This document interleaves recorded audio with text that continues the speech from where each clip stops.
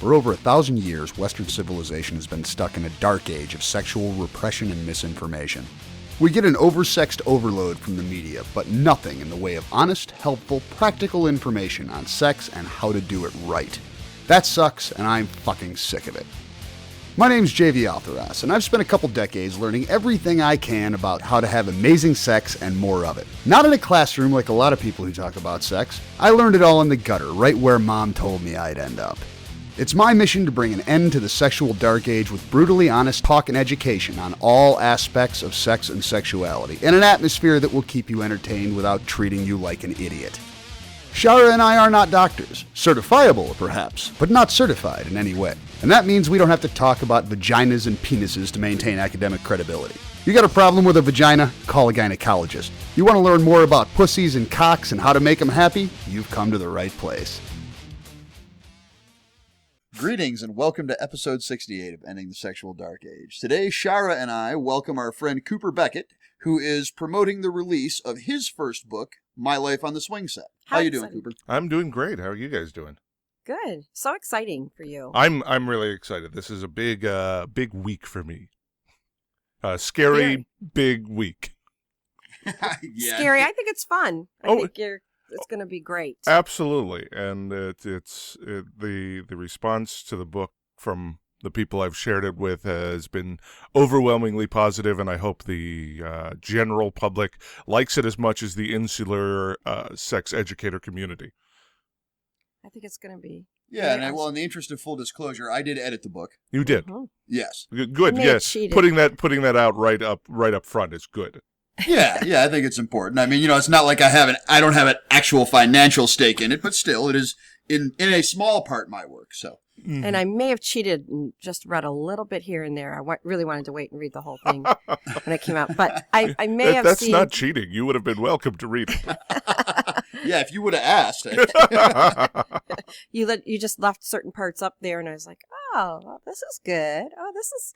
So I think it's going to be very well received, and I think you're going to be very happy with the results. Thank you. Yeah, and I thought it was great. I'm glad we decided to do that last editing pass because it gave me a chance to do more reading and less working when I was just going through for punctuation cleanup and that kind of stuff. And I unfortunately have to admit to taking another editing pass myself. That's okay. I mean, I have resubmitted it to Amazon so many times since my initial "this is the final one" submission. I think they've locked me out because they haven't yet approved my final submission, and so I think they're just like, no, you're done. You're done. Yeah, well, believe me, they deal with that all the time I'm with sure. authors. I mean, when I am the author, when I'm working on something, I do exactly the same thing. I mean, I can go back and look at my novel that was released back in 2011, and if I read through something, I'm like, damn it, I should have moved that comma. It would have been better. Yeah, so I'd still be editing that if I could. But a wise man once said, I don't remember who to give credit to, art is never finished, only abandoned. Yes, and I'm about ready to abandon it. The way I look at it is the print version is my abandoning phase because that is permanent. Right. The ebook can be updated, and that's really cool, actually, that it can be updated because I could add a chapter here and there and then re-up it for the people who've already bought it. So they can get a new appendix, a 2.0 release of it without having to rebuy it, which is really, really cool. Though it does make me realize the whole, the government could edit our work and then replace it without us even knowing it. Oh, very true. True. In the digital era. Well, we do. I mean, there is a conversation there to be had about the sacrifice we make for digital. Mm-hmm. Mm-hmm. So for our listeners out there, you want to give us a little bit of a feedback about what the book. Yes, what's funny is I was just on the Carnalcopia podcast, and we didn't mention the book's title until the end. Well, let's start with that then. So this being my second podcast interview about the book, I'm gonna rectify that. So the book is called My Life on the Swingset. I appropriated the title of the website, Life on the Swingset, because I've really what brought it about is I was looking at all my work on from the Swingset in an organized fashion in a new writing and organizing program I was using, and I noticed that I'd written over 100,000 words for Swingset. Wow. And I felt, man, it would be great if I could just turn that into something. And so I started refining and refining and refining, and I realized it was not nearly as easy as I initially thought it would be to edit down the essays, rearrange the essays. I made some tweaks, but I really tried to retain the original intent of the essay because I wanted it to reflect the growth. You know, it takes place sort of chronologically. Right. Some of some of it are personal stories and some of it are actual prescriptive essays, but they still sort of flow in a chronological fashion throughout learning about non-monogamy and growing into non-monogamy and then opening up even more and then experiencing new evolutions. And so I really didn't want to adapt my thought process from back then, because that's what I was feeling then. Right. And whether it makes me cringe now or not, that's what I was feeling. Right. It's probably important to note for the audience that this is not a how-to guide for swinging. No. I think it's, in some ways, it can be more effective than a how-to guide. But Right. It is a collection of essays about your personal experiences and your reactions to them over the course of 6 years of swinging. It's a how I did guide. Right. And you can too. And when you look back at it, when you were writing the book, and you look back, how did you feel? Well, I'm really impressed with how much I like most of the writing in this book.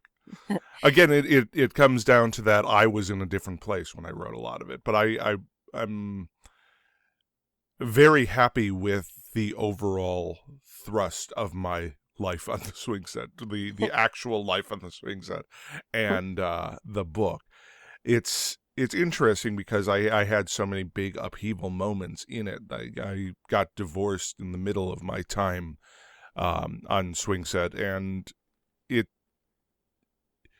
I feel like everything in it, good or bad, and powerful or not, or mundane, it all contributed extensively to the person I am at this moment. And I'm very happy with the version of non-monogamy that I'm currently running. So your growth, when you look back at all the experience and your growth, you're very happy with where you were and where you are today. Yes. Right? Yes, I am. I saw that at Desire, by the way. I could really tell. Well, you know. that trip, that was the best of me. That was the best I have ever been. That was I was very happy with my the way I approached people, the way I talked about things. I was very I felt very man. It was great. Yeah. I really enjoyed, watching you discuss things with people and what you brought to the table, and it was great. It was very good. Thank you. So I mean, it was really my first experience where I was amongst so many people that were naked in a hot tub at once. Well, there's nothing quite like that, is there? Yeah. So, but it was really, truly while we've played with, other couples, this was much different, and I really enjoyed it. But I think it's really great how you brought things, the whole group from Life on the Swing Set brought things to a good place for many people. Yeah. So that part of that, is that in the book? There is some Desire stuff in the third section. I actually clustered 4 Desire articles, including my most overt Hunter Thompson. I don't want to use the word ripoff, but homage. My most overt homage to The Good Doctor and Gonzo journalism is about Desire. Very good. Well, Desire is particularly appropriate for Gonzo journalism anyway. I think so. Yeah. And it was written slightly tipsy, so that really works for it. My favorite part was, when we're walking in for the first time, and I thought, I think that might be Cooper there with the rainbow socks and the boa. I think that might be Coop. Dancing up on the runway. You walked in when I was at my most flamboyant right there. With your ass right in my face. It was great. I said, I think that's Cooper. There's Cooper's ass, and in a minute you'll meet the rest of him. Just Really, wait till he great. turns around. But I think that your growth for everyone on Swingset, to put something like that all together takes a lot of work. Oh, and, it's a moment that I think is very magical for many people. It was for us. And I think that to grow the way that you did really helped pull all that together. Oh, thank you. So I'm anxious to read your book. I think you'll All of enjoy it. Not just that. Well, and the cool thing is it's designed so you can pick it up and read an essay and be fine. I mean, you don't really need a lot of foreknowledge for most of the work in it. It can be read straight through like a memoir, or it can be read like, throw it on the back of the toilet and read an essay when you're taking some time. Or maybe while somebody's, going down on you or something, you might be, Well, as long as they're okay with that, I'm cool with that. If you're reading while someone's going consensually. down on you, that could be considered rude in many circles. What if you're reading aloud? It better be sexy, because some stuff in here is not sexy. That's true, yes. I Well, would find sexy. I would reading find it aloud sexy. could be a challenge. I know. Yeah. I mean, that That's could where be I'm a going. challenge accepted kind of a moment. That's where I'm going with it. Okay. I'm kind of speaking of you and me. Oh, well, Coop, please, if I don't bring this up at CatalystCon, please remind me that she thought that would be a great idea to have to read aloud while somebody's going down. All right. I meant you. Well, I don't care what you meant, slave. Well, I just, can't say that I could probably pull myself together enough if somebody else was going down on me compared to you. I mean, because you give me assignments and we'll find out. But hey, Cooper, I know that Yes. you have, for people who pre-ordered the book, you gave them 5 essays in audio format. I did. know that you did an excerpt reading for Cornucopia. Can I get you to do an excerpt reading for our audience? Oh, twist my arm. Yes. Yay, twist. Well, I was thinking, since we talked about that Desire one, why don't I read that? All right. Okay. Sounds good. That was not my initial thought, but I think we may as well. This is an essay called "We Begin with Talk of Drink and Debauchery." Great way to start anything. By the 5th melon ball, I held onto the sides of the bar for dear life and wondered, perhaps to myself, but likely aloud, if anyone could tell that I was really drunk. My eyes darted between my compatriots at the bar. Of course they could tell. Those around me have seen me for days here now, and never have I been known to swing my arms wildly through the air, cutting broad swaths with every ill-conceived point that I felt I absolutely had to present to as many people as would listen at that moment. Still, I felt for some absurd reason I could keep my cool. I raised my hand. "Another melon ball, Alfredo." I made it a statement. Carlos, the bartender, was kind enough to not signify my drunkenness by mentioning that he was not, in fact, Alfredo. As my drink was being prepared, I found myself distracted by the other drink Carlos was preparing. "Alfredo," I asked, but he couldn't hear me over the sound of his blender, and because he didn't respond with his customary "Si, Cooper," I began to wonder to myself if he wasn't Alfredo, who I'd ordered all these very same melon balls from all evening. In fact, looking closer, I was overtaken by the fear that I'd mistaken him for someone else. Was I some kind of racist? A man who would assign the same generic name to anyone under the employ of Desire Resort and Spa? Then the horror hit me deeper. Was the earlier bartender named Alfredo at all? Had that name been conjured in the ether? I raised my hand, prepared to address this situation with the good man, eyeing his name tag with eyes that wouldn't focus. "Melon ball, senor." He set my pastel green drink in front of me and vanished down to the far end of the bar before I could explain myself about the incidental racism. Another 2 melon balls had passed through my lips, and I was discussing horrible things, politics and religion. These are not topics one should attempt while a firm sight beyond drunk, naked and exposed, balls rubbing against the stools with imitation wicker seats at the bar. Before long, the racism was forgotten, as were my companions, who'd moved on to wondering how our women were getting along on the couch behind us. But this is the way one plays things, right? When you go to an all-inclusive, the staff perhaps is disappointed if you are not drunk, aren't they? Or perhaps at this resort they're simply wondering why those who remain clothed choose to do so. After all, when given permission to let it all hang out, one really ought to throw caution to the wind and do just that. There are few things so free as a flaccid cock dangling between your legs and flopping against your thigh. Save, perhaps, an erection that occurs when a Brazilian with tits and eyes and mouth of, well, a Brazilian, looks at you and gives that little half-smile to show her appreciation of your peacock-esque display. After all, I sat at the epicenter of the American dream on a small stretch of beach on a peninsula in Mexico. It's ironic that we in the States forgot to chase the dream when it went south of the border to a place where hedonism reigns, pursuit of pleasure over all else, debauchery and passion. A place where people do look twice at you lying on a bed with a woman who's most definitely not your partner, who is straddling your face while you consume the juiciest portions of her beautiful anatomy. But instead of clucking their tongues or drawing back with the shriek of a wealthy dowager, they nuzzle with one another and smile, watching what is often quite a sexy show. Then they look over and watch your partner on the next bed performing fantastic acts of fellatio on a massive uncircumcised phallus. There would be none of that tonight, however, not if the melon balls kept arriving at my seat at the bar. The frequency has even been increasing, one arriving before 2/3 of the previous is gone. Perhaps this is the modus operandi. Chock me full of drinks and point me in the way of the ocean to stumble into the surf and then on to commune with Bacchus in eternity. Dark thought out of nowhere. Though I wonder if any concept of heaven throughout history has ever contained the things I've seen in just the last 3 days. If not, I want this to be my Valhalla. I want to return here when I die.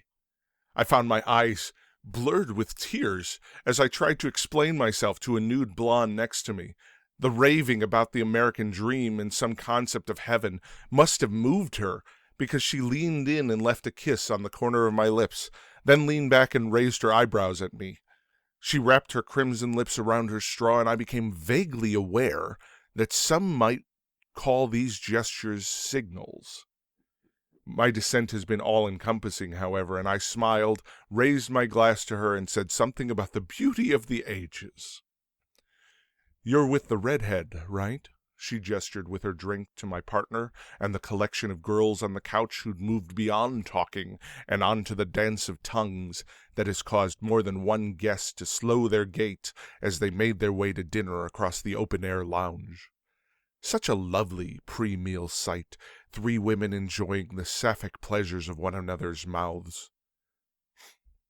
The question struck me as odd. Was I with the redhead?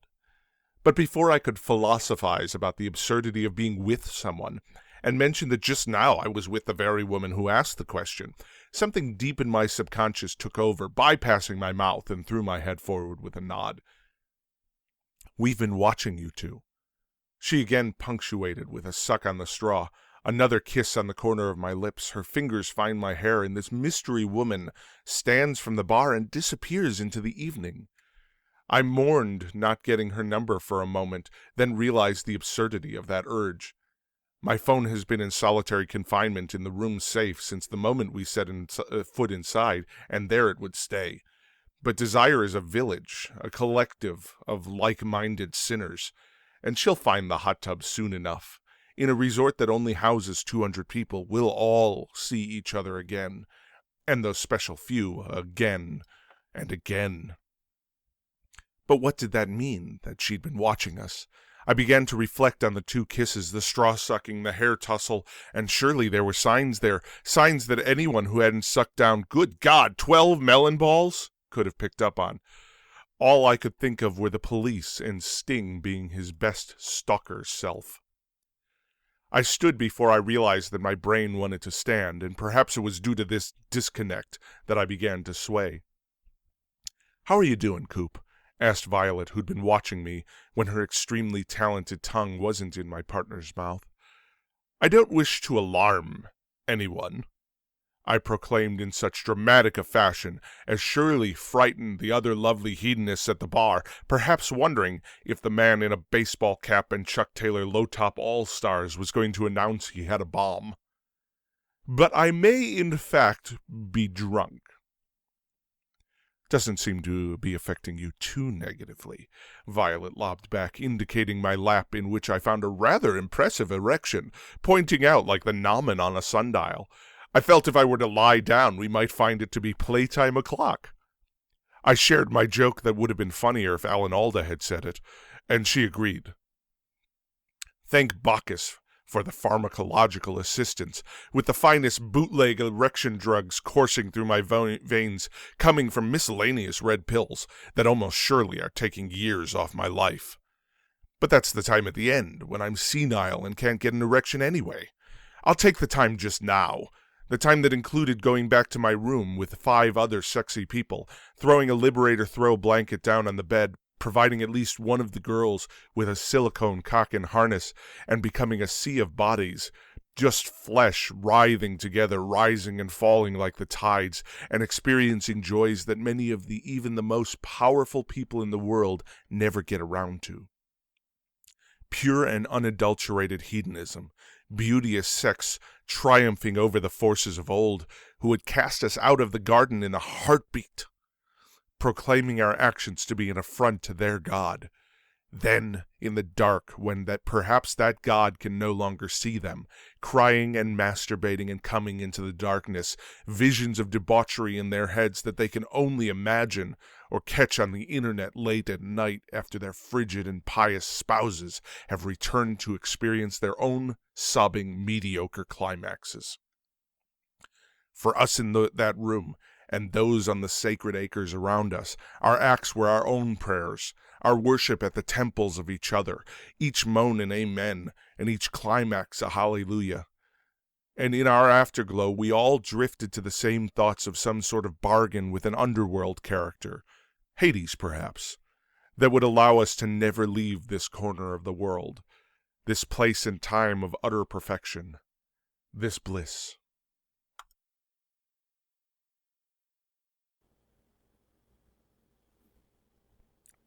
Is that the and end? There we go. Okay. That's the end. Just checking. Wow. If there was a dramatic pause, I didn't want to step on you. No, I appreciate that. That was awesome. Thank you. Very well done, sir. And brought back some great memories. Yeah. I think I knew that blonde. That's so actually a it's- vaguely sort of real take on an event from my first trip to Desire. Nice. Oh, well, having been a Desire is certainly plausible. Certainly something I would have believed happened, though. It was great. That was awesome. Thank you. I can't wait to read the whole book. Your pussy's all wet now, isn't It it? is. Score! You know, what can I say? Yes. That one's for Cooper's reading. Slightly blushed. Wet. Yep, that's me. Yeah, so when this episode releases, it will be the release day of your book, Yes. which is available originally on Amazon, starting on the 6th. Mm-hmm. And then a hard paperback and hardcover are coming along later in January. I'm still working out the details. Okay, and if people want to be notified when the paperback and hardcover versions come out, is there any place they can go to be notified? There is a sign-up form on the side of our website, and there is a sign-up form on the my.lifeontheswingset.com page. So you can sign up for more information.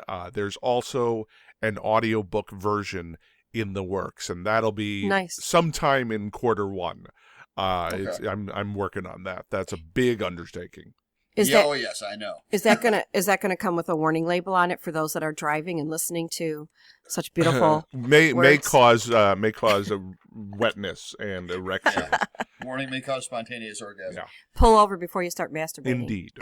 Well, that's always good advice. Well, yeah, I know. I just thought support I'd throw that it in fully. Yeah, definitely pull over.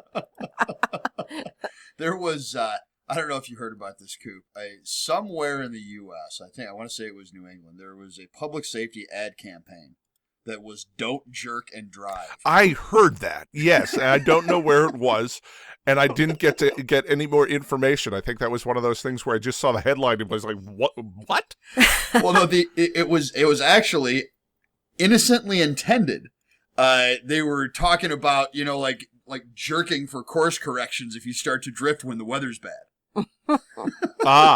But it got distilled down to "Don't jerk and drive." Really, there needed to be a better planning setup for that. There's somebody needed to review that plan. Yeah, at least multiple people had to approve that campaign before money got spent on it. Oh, God, but just think that, and next to it, my life on the Swingset part. Well, watch out. My book might get banned from cars if, Well, being banned is the best. Oh, I know. Thing that ever If I could just get that to happen, someone could ban me. That'd be. I haven't offended enough people. It's time for a rewrite. Might happen if they catch me, fingering myself while driving. It just might happen. Who knows? And why were you doing that? This book. I blame Cooper Beckett. He has led me astray. The interesting cast of characters that could probably claim that. Oh, yes. Well, thank you for reading that. No that problem. Was nice and exciting. Yes. And if you... Obviously, you want the book to be successful. Yes. In no small part because successful authors tend to make some money off of their work. Well, that is a good goal. I think it's maybe not the bohemian artist goal, but that's certainly my one of my goals. Right, but is there an underlying message that you are hoping gets across with the book? Well, I think most of my stuff is the same message. It's that sometimes non-monogamy is difficult, but it's really awesome.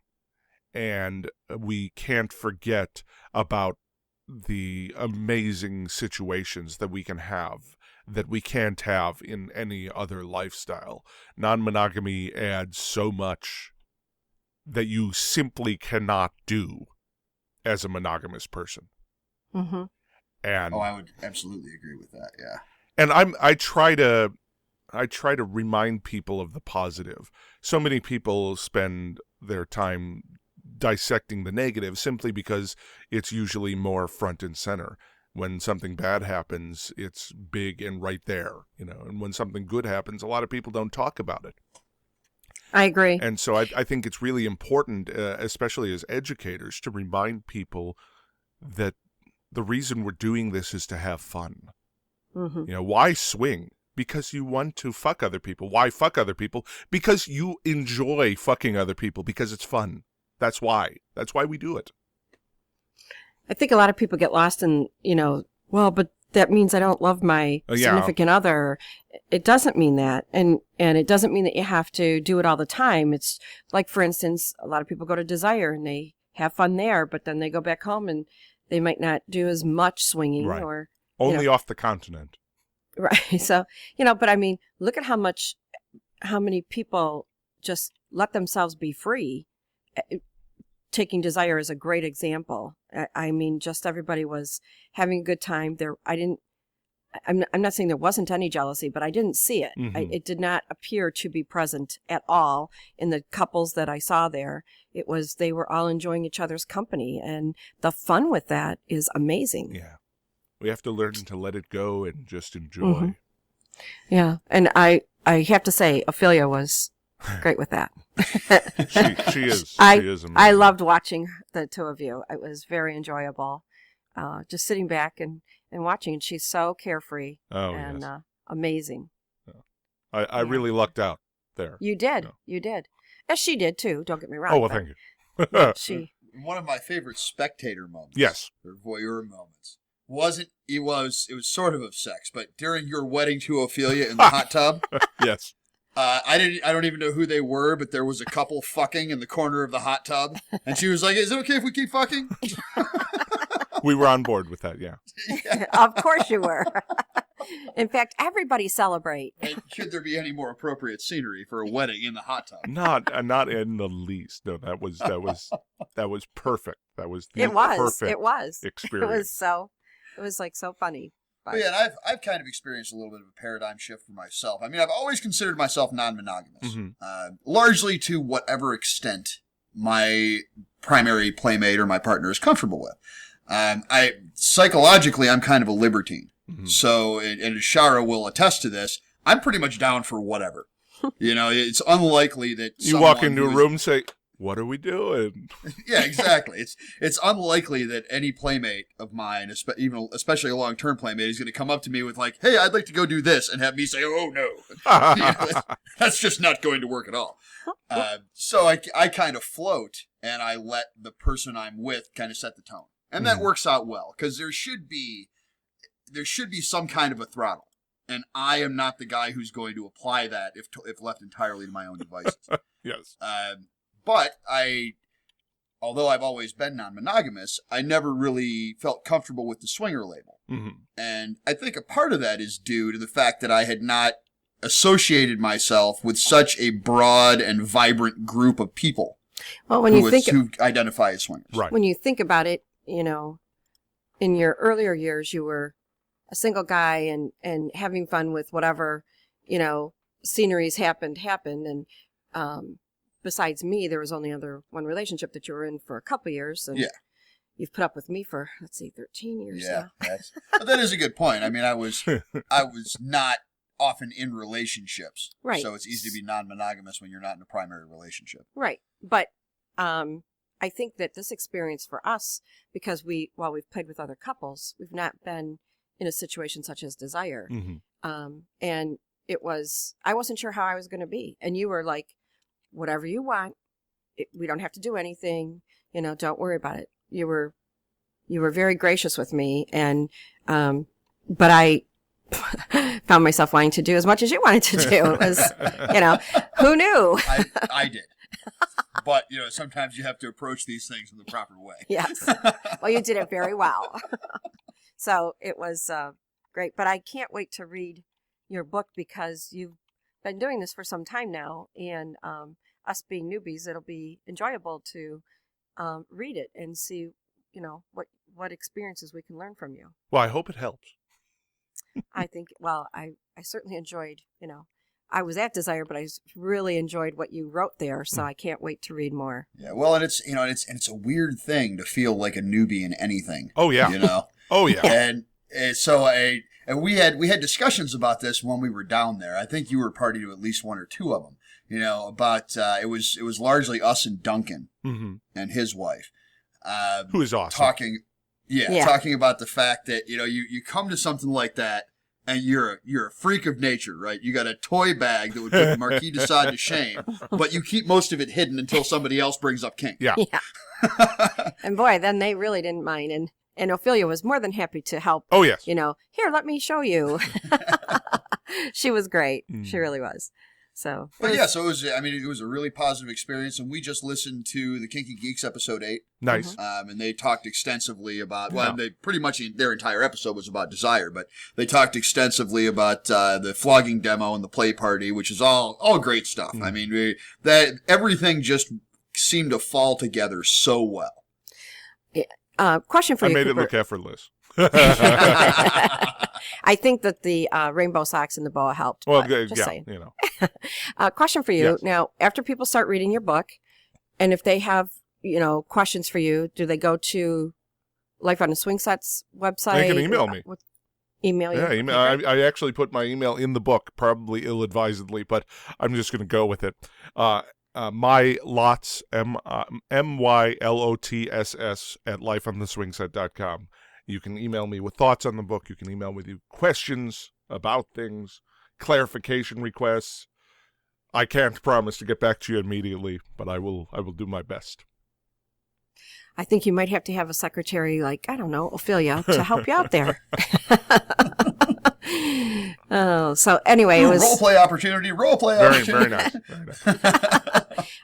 I could see her starting off with a secretarial skirt. Yeah, absolutely. A sheer blouse. I like this. Won't last long. I like this plan.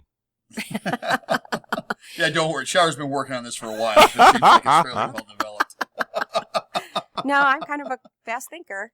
Okay, I am. I can't help it. Please tell Ophelia hello from us. I will. I will. Oh, so. Well, before we wrap up, Coop, is there anything else you'd like to say to our audience about the book, yourself, or anything else? Well, I love also. We've been on your show before, but anyone who hasn't heard me on this show before, check out lifeontheswingset.com. That's where this all started. That's where the podcast is. And in the new year, we're actually adding a few new podcasts. So we're really building the network to encompass a wide range of types of sexuality. And then my Hannibal podcast, which sort of sticks out like a sore thumb because it's not about sexuality. Though there's been sex on Hannibal. So, certainly, there's that. But I'm sure that'll creep into your podcast somehow. Oh, yeah. Well, and no, I find myself talking about Hannibal on the Swingset podcast now, and it's a weird crossover because it's really not appropriate to make allusions to the works of Thomas Harris on a swinging podcast. You can find me on Twitter at Swingset Life. Yeah, but find me and engage. There's nothing I love more. Awesome, thank you. All right, well, that wraps up episode 68. I'm not going to miscall it 69 again and have to start over. I know, it was a bummer. I was really excited that I was on episode 69, and then I know. Then I wasn't. I was going to say that. I was really excited to be at episode 69, but I was working on notes and plans and interview guests and stuff for upcoming episodes, so 69 was sticking in my head. You know what we'll have to do is on episode 69 mention Cooper. Yes, please. Yeah. Oh, yeah, absolutely. Absolutely. Yeah. Absolutely. Oh, and Yeah, one more. Yeah. MYLOTSS.com takes you right to the book. Awesome. So Thank you can order it right there. So hear that, everybody? It's really a good read. Very convenient. Mm-hmm. Thank All right, you. so thanks once again for joining us. My pleasure, guys. And for the audience, we will see you guys again very soon. As I hope you have noticed, we are back to a regular release schedule. Excellent. We have all kinds of cool things going on. Not the least of which is our own block of rooms for the Desire trip. Yes. At the same time as the Swingset trip this November, which is a little bit of a coup. Hostile takeover, yeah. Yes. Well, and Jim from Shar Travel did a lot of hard work in order to make that happen, to get us a block of rooms at the same time. That was not the easiest thing for him to do, so many props to Jim over at Shar Travel.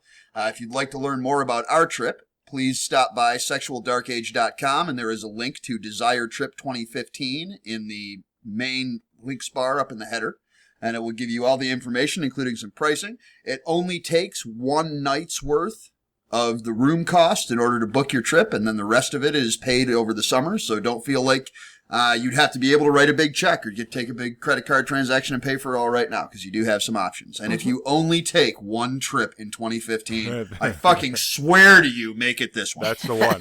That is the one. Are you going to CalisCon in March? Yes, I am. Yes. Okay. So I won't have to wait till November to see Coop again. No. Right. And hopefully Ophelia will be too. So Good. That's Hope the so. goal. Very good. Well, can't wait to see you guys. Likewise. Yeah, so if you'd like to reach us, we're available at jvaltheros@gmail.com or jvshara@gmail.com, and we're also available on Twitter and Facebook and every other place that is a social network for the most part. FetLife. That is convenient for us. Yes, FetLife. And regardless, please feel free to reach out to us on or about just about anything. We have a lot of cool shows coming up, some interesting interview guests, some difficult, hard-hitting topics, and some funny topics. 2015 is going to be a great year for ending the sexual dark age. Awesome. Started it off great with Cooper. Well, yes. Seriously. I'm so glad you were like our first one Me for the too. beginning of the year. Me too. Yeah, so this is JV and Shara, reminding you guys that sex is one of the greatest things in life, and there is always room for better. Always.